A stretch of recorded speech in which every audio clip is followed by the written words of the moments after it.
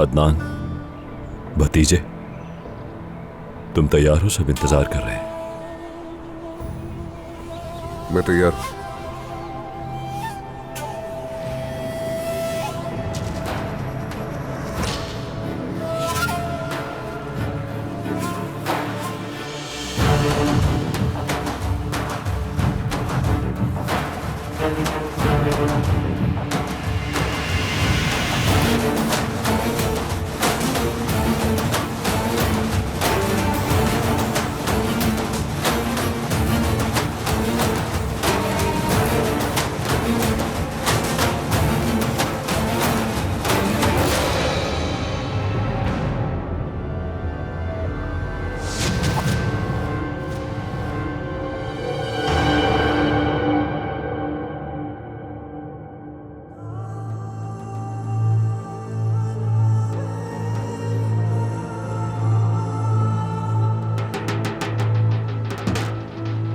चले। दानिया अकबाश, आप जोरों जबरदस्ती या किसी दबाव में आए बगैर अपनी मर्जी से अदनान दमीर को अपना शौहर कबूल करती हैं?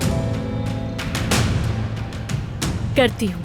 अदनान दमीर, आप किसी जोरों जबरदस्ती के और दबाव में आए बगैर दानिया अकबाश को अपनी बीवी कबूल करते हैं?